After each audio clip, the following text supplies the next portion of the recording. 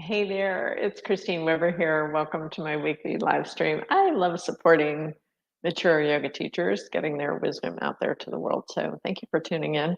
And I hope that these short videos are helpful for you.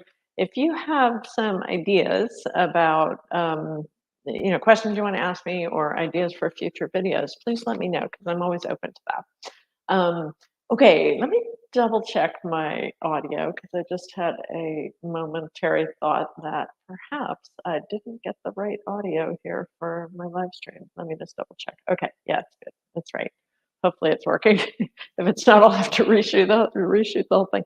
So today I want to talk a little bit about something that might get you in trouble, might get you pulled over by the yoga police, which is changing the way that you breathe in asanas. I'm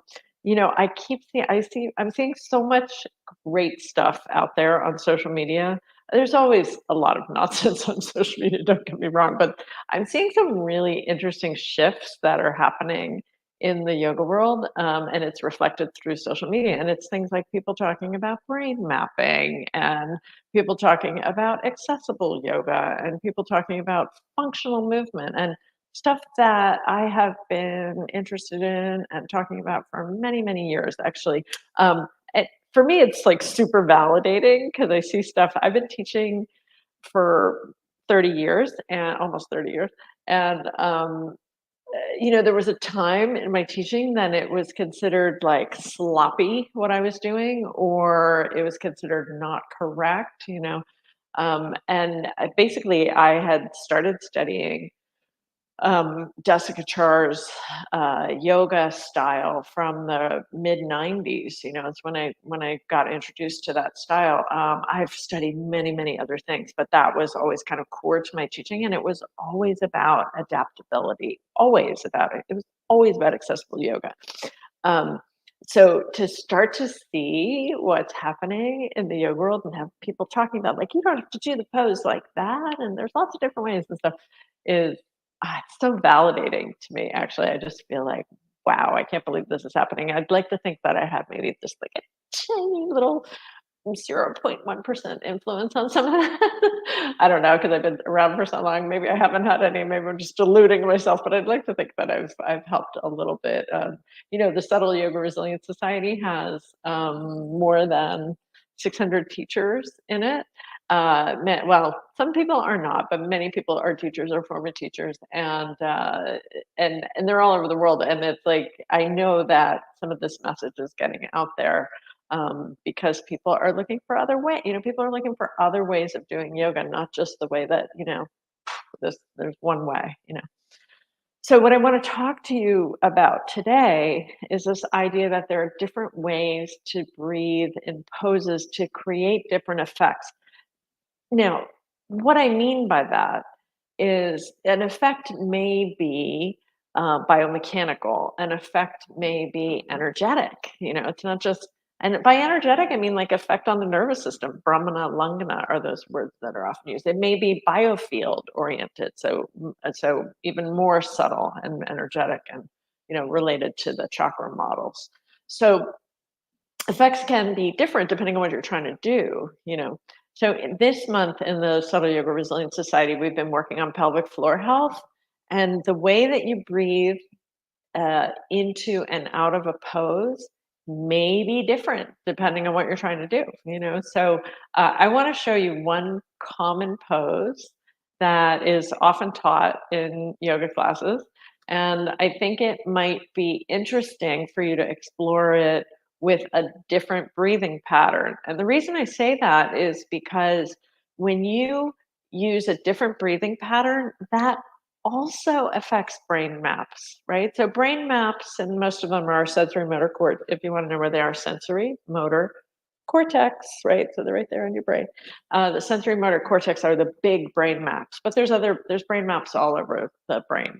So and the maps are like the brain is mapping the body, essentially. You've seen that homunculus model that's in the sensory motor cortex, but there are maps in other places in the brain too. So when you start to change those brain maps, it gives your brain the idea like, oh, other things are possible. And it might be other movements are possible, but it might be other ways of being are possible. It might be my nervous system could be different.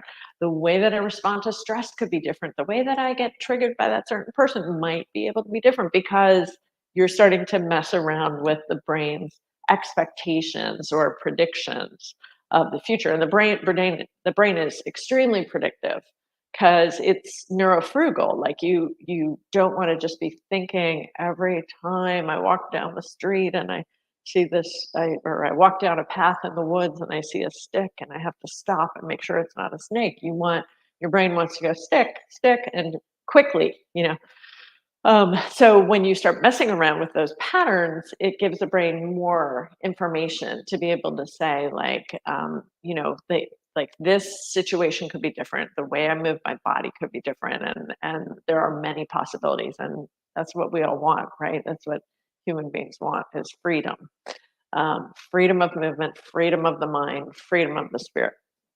Okay, so let me show you this pose and see what you think.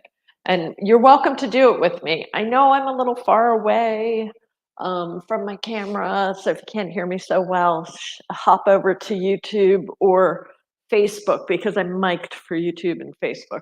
Okay, so lying on your back with the feet up flat, the way that bridge pose is often done, and by the way, in the Desikachar tradition, it's called Dvipada, which means two-legged table, right? Like a table that only has two legs. So slightly different.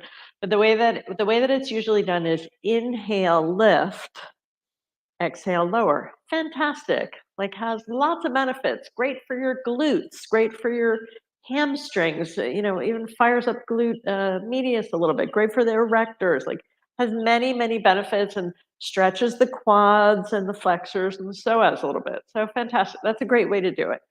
But if we're working in the pelvic floor, it may be interesting to try breathing in, and as you exhale, fire up the adductors, the pelvic floor muscles, the muscles right above the pubic bone and the navel, and then lift. It's an entirely different experience. Inhale back down. So try that again. So you're going to exhale as you lift.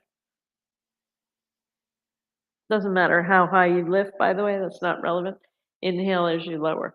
It's about the sensations and the experience. So I'm getting into adductors a little bit, pelvic floor muscles, right above the pubic bone, navel area. I'm still working all these muscles in the back, by the way.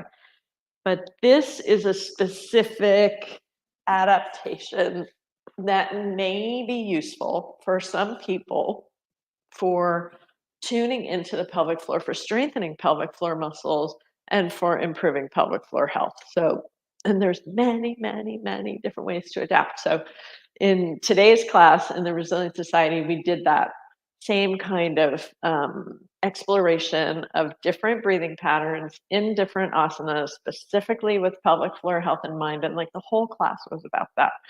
And those are things I like to throw into my classes here and there. It's based on my yoga therapy training. I love to add that to classes because it helps people to get an idea that there's different ways of doing poses. But if you feel bored as a yoga teacher, I can't tell you how many people I see it all the time, like, do I need to change my playlist? I'm bored. Maybe I've got the wrong playlist. No, if you're bored, it's because you probably haven't been introduced to the array. It's really an array of variations that are possible for every single posture. Every pose has an array of practices. For example, or an array of possibilities.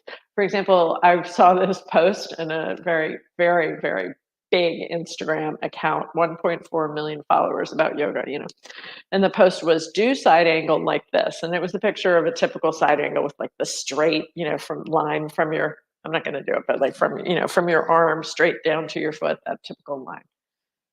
Well, that's a dancer's line, by the way, and it looks beautiful. It's aesthetically pleasing, and there has definitely been a lot of focus on aesthetically pleasing yoga over the years. I mean, you can take that back if you read Mark Singleton's work, or there's a few other scholars that have looked. Stephanie Simon is the other one. If you go back to the early 20th century, and you see how there was this like women's kind of movement dance thing in the West. You can see it on the Marvelous Mrs. Maisel. If you watch that show, she's always going to this weird dance class. Um, that like that there was a progression of interest in the aesthetic that then seeped into yoga, particularly as it was coming to the West in the 70s. And then you really see it get heightened in the late 80s, early 90s, and continues to this day. So, this account I saw on Instagram was like, this is the way you do the pose. And then the next slide said, don't do it like this.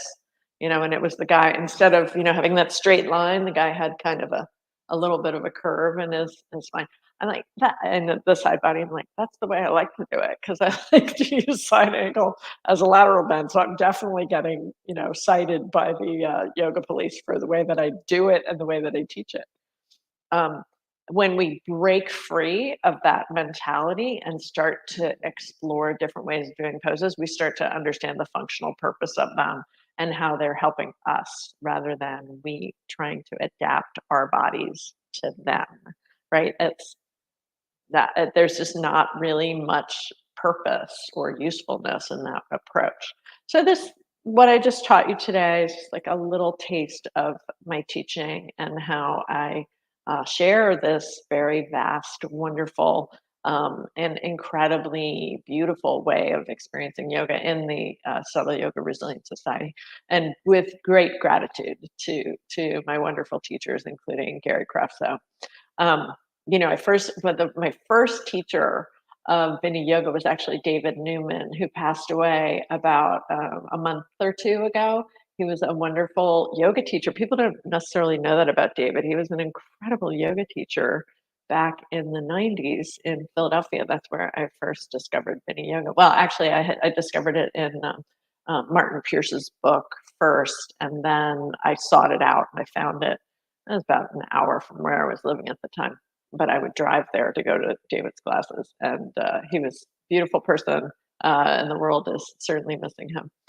Anyway, so those are a few of my thoughts today about working with uh, the breath a little differently in your practice. I hope it's useful for you. Please let me know if there's other things you want me to talk about. I read all the comments. I try and respond to all the comments. So let me know if there's other topics you want me to talk about or other things that you're curious about in these short weekly live streams. I really appreciate you being here. It's super helpful if you leave a comment. If you are on YouTube, please subscribe. If you're on Facebook, please follow Subtle Yoga with Christine Weber on Facebook. Thanks so much. I'll see you next week. Lots of love.